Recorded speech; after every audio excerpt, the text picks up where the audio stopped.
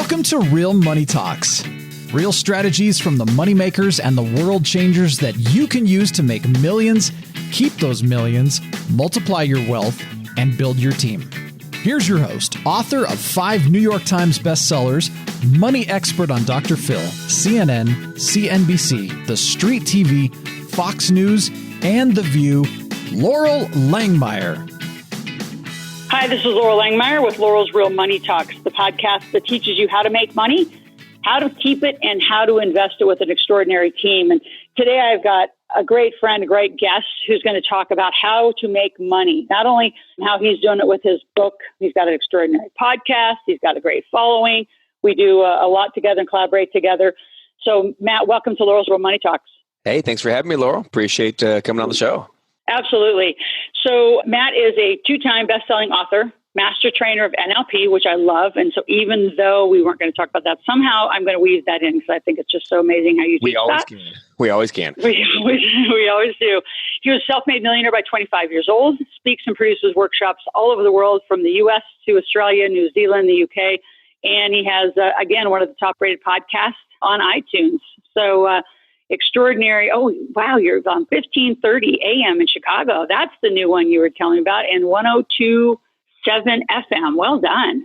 Thanks So much. he's been in the movie The Journey with Brian Tracy and Bob Proctor and all over the news, NBC, ABC, CBS, and Fox. So, Matt, talk a little bit about what inspired you to write a book. You know, I'm a bestseller. You're a bestseller.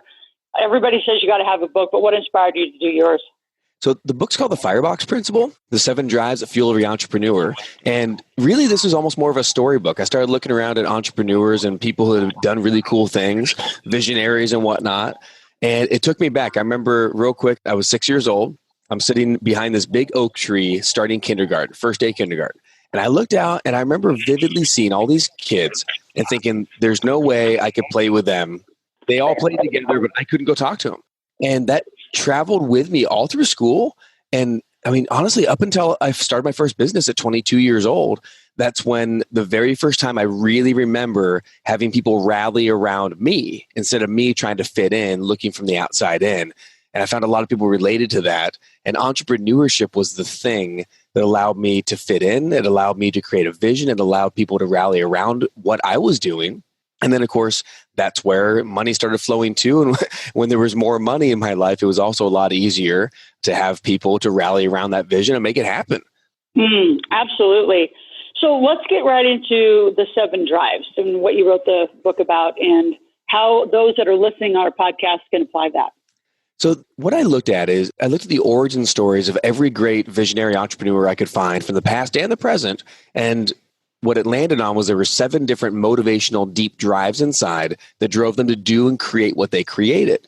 Now, let me first, I guess, tell you what's important about it as far as money goes, as far as wealth and success.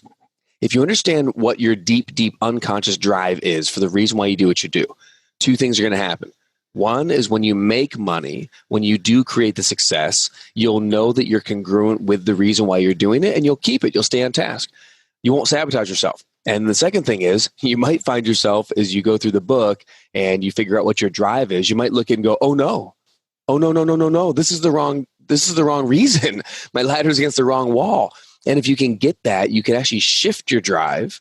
And so instead of getting rid of your money, which is what I did, I was a self-made millionaire by 25. I was bankrupt by 26 and I had to make it back again. And the reason was... I didn't know that part of the story. Yeah, that's the best part. I don't say that on all my speaker intros. Yeah. But the best part is the drive that drove me in my early 20s to create the first set of wealth, I changed. My drive shifted. So I had to understand what they were. So here's the 7. The 7 are the significance drive, the artisan drive, the world impact drive, the contribution drive, spiritual drive, the thrive drive, and the Avenger drive. Now, that was a 7 of them pretty darn quick. But again, it's significance, artisan. Significance is because you want to be important. Artisan is because it's beautiful. You want to make something gorgeous, like Steve Jobs. The world impact drive. You want to change the trajectory of the earth, like Bucky Fuller. Contribution drive, it's all about the people. Like Blake Mikowski from Tom's Shoes, who said, I saw these kids with no shoes and I want to fix that. Spiritual drive is because your creator said so. And that's where you see a Billy Graham and people like that. Thrive drive. Interesting. is all about the money or the success. And really, it's about improving your station in life. You find the Thrive Drive a lot in refugees. People come over to a new country because they want a new life, a better life. And the Avenger Drive, that's about taking it wrong and making it right, or sometimes getting revenge on someone. You find a lot of people that are mad and they want to fix something, they want to change something, or they want to stick it to someone. So we could jump into any of those or all of those or wherever you want to go. Well, talk about you. So which one was you? And I'm sure during your 25 to 26-year-old experience that shifted something around you, right? I knew you'd ask that. So here's the cool thing about these drives is number one is they're not a personality profile. So they'll change over time and in different contexts in life. So I relate to about 5 out of these 7 in different areas and different stories that I've had over years. So when I was growing up at 18 and starting to really figure out money, I was in the mortgage business and then real estate and flipping houses and that kind of stuff. The drive that drove me was the significance drive. What I realized was I'm the baby of the family and I was loved and all that. But my sister, straight A's and she did all the extracurricular stuff and she got accolades and she was awesome. I love her. My brother was always getting in trouble and getting kicked out of schools and arrested. So he got attention. And me, I just kind of just went along. So what I realized looking back at 18, 19, 20, I never really felt significant or important. I just kind of felt like I was the baby of the family. So when I started making money for the first time, and I remember distinctly, I was 20 years old and I went into my boss's office and I said 3 little words that I needed to figure out the math, but it more than quadrupled it, probably 100x what I made. I walked into his office and I said, I want in. I want in. I was helping him so much. I was there late. I was there early. I was strategizing. I was really running this small real estate business for him. And I'm 20 years old. I said, I want in. So overnight, I went from making $3,000 a month salary to an average of $25,000 a month with salary plus bonus. And in that moment, I felt so important. I didn't feel rich. I didn't feel like I wanted to get a new boat. I got a new car and I paid cash for it, but that wasn't what it was about. It was about being significant and important. And by the time I was 26, the need for significance sort of wore off. I began realizing, I guess I am significant just because of who I am, not because of how much money I make.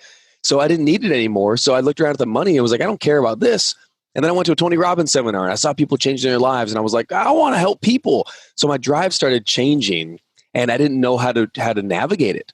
So what I did is I canceled off everything in real estate. I said, I don't care about that. I just want to help people. I went from the significance drive to the contribution drive very quickly overnight. And I basically gave up on the money side of life thinking that wasn't important anymore. So if I had one big key lesson, it's if you find yourself shifting drives, get the book, realize it, and then don't throw the baby out with the proverbial bathwater.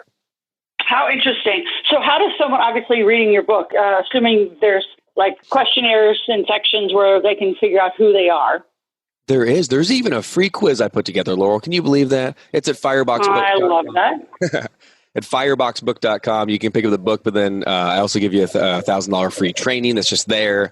And there's a free quiz. No strings attached. You can take a quiz and find out which of the 7 drives you relate to the most. And then let's bring it back to money, which, Right. I was going to do that too. So is there one that tends to be the key for entrepreneurs? Is there one drive that you consistently or more readily see in successful entrepreneurs as we kind of look out to that landscape?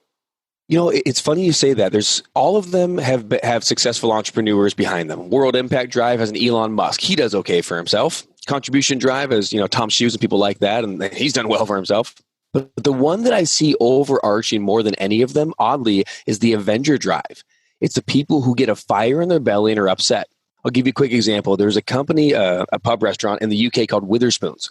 And Witherspoons started because there's the first Witherspoons ever. The founder had a 3rd grade teacher who told him he was never going to amount to anything. And he was slow and he wasn't as smart as the other kids and he should just give it up. That fired him so much that when he grew up, went to business school, he decided to start his own kind of a Denny's, right, in the UK. And he put his first ever Witherspoons. And he called it Witherspoons because his 3rd grade teacher's name was, of course, Mrs. Witherspoon. Not only that, but he put the first restaurant right across the street from his elementary school. So every day when Mrs. Witherspoon walked out to her car, she would look up and be reminded that she was dead wrong about some kid. and that she should never do it to another one. That's an example of the Avenger drive, when someone was so driven by anger or resentment or upset about something. I want to change something. I want to prove a point. And that can produce such a great fire. Companies like Lamborghini started to prove a point to Ferrari. Dyson Vacuum started to prove a point to the vacuum cleaner industry. And the list goes on. But there are so many great companies that have founded and made a ton of money because they're driven by the Avenger drive. How interesting.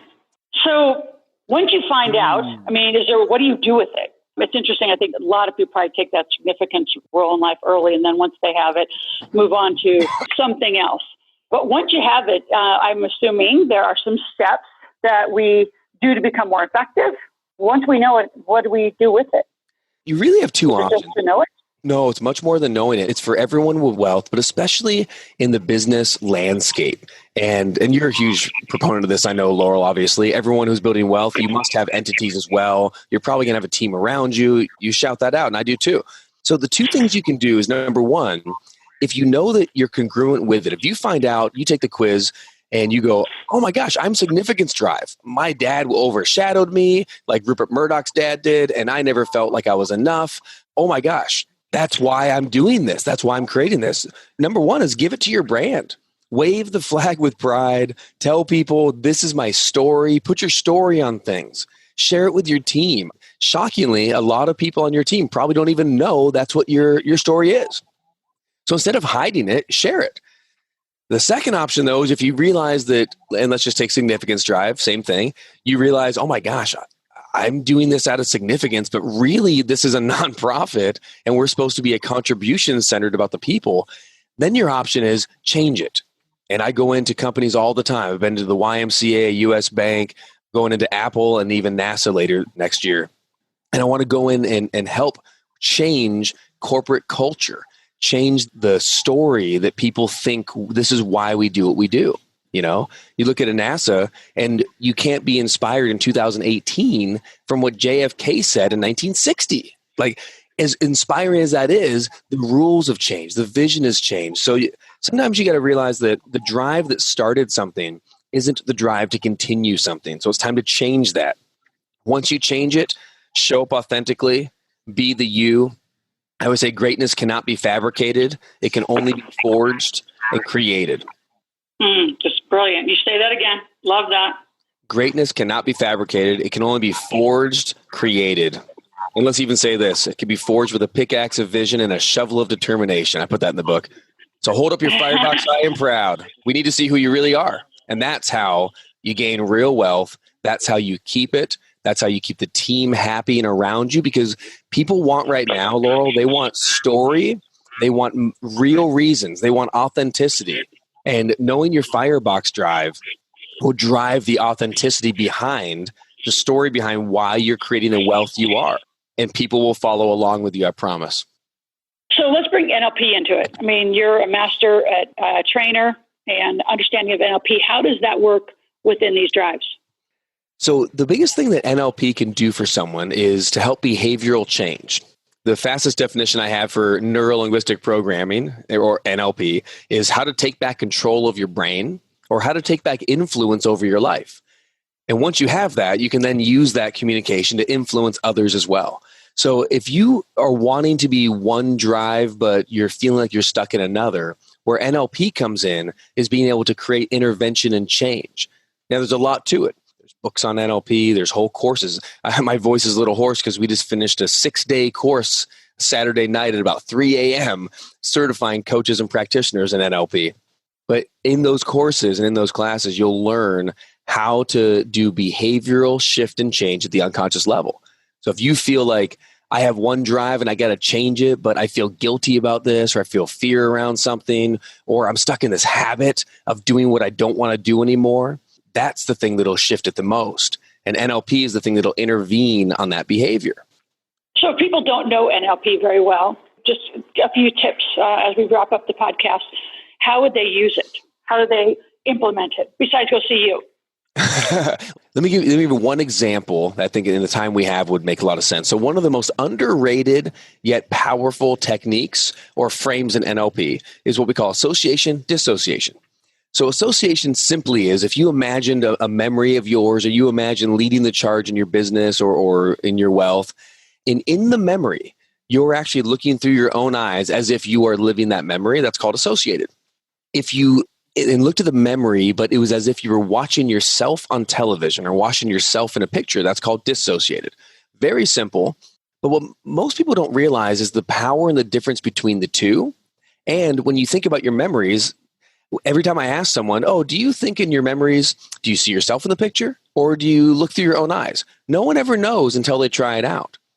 If you consciously, on purpose, decide when to associate. So the reason you want to associate is it's 10 times easier to feel feelings and get motivations. So if I'm imagining in my mind the hustle and the grind or the work to create the wealth that I want to create, if I'm going to imagine my mind sitting on my yacht or impacting the children in a third world country, whatever the dream is for you, why you want your wealth, when you associate and look through your own eyes, the motivation has been shown to go higher and higher and higher. So literally the next morning when you wake up and decide what you're going to do you hit the snooze alarm 3 or 4 dozen times?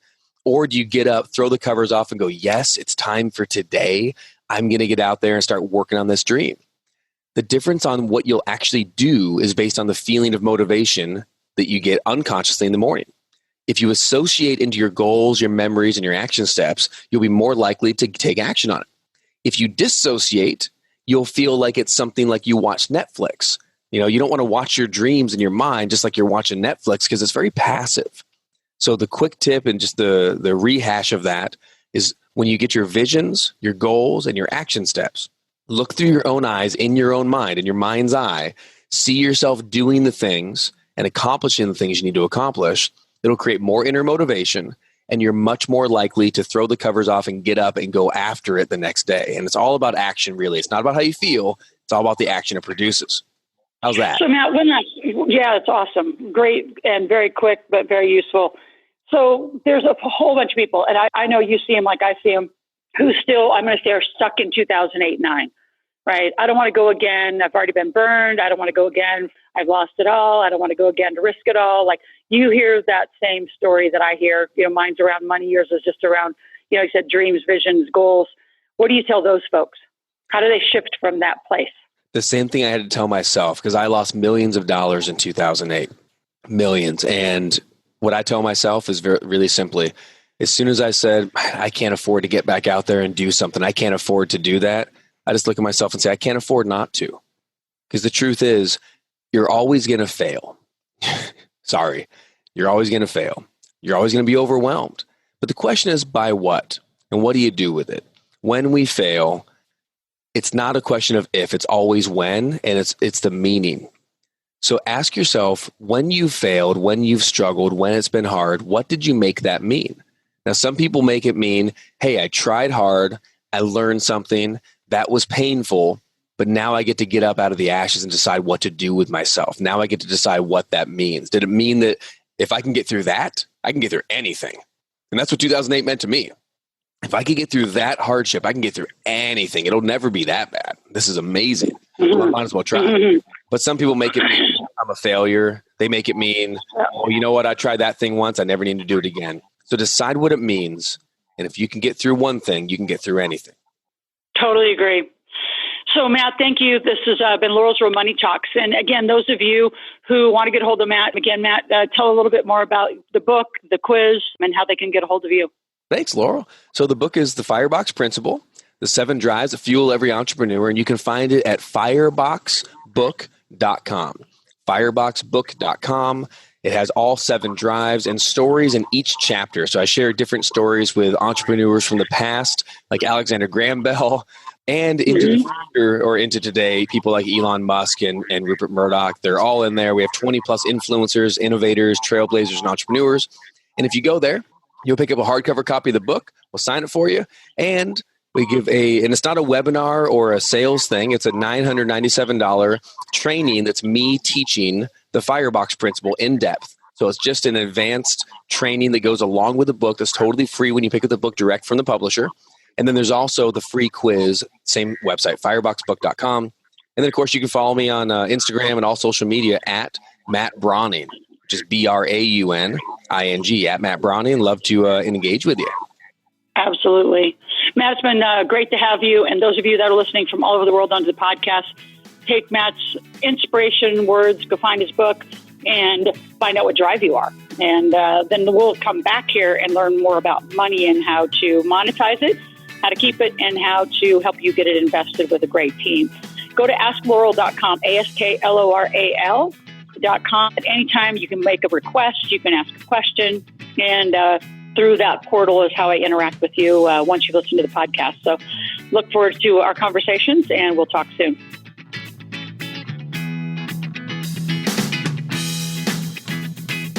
Thanks for listening to the Real Money Talks podcast. Your host has been Laurel Langmeyer, author of 5 New York Times bestsellers, money expert on Dr. Phil, CNN, CNBC, The Street TV, Fox News, and The View. Want to learn more about off-Wall Street investing, tax strategies, and multi-million-dollar business strategies? Visit liveoutloud.com/podcast for past episodes, show notes, and resources.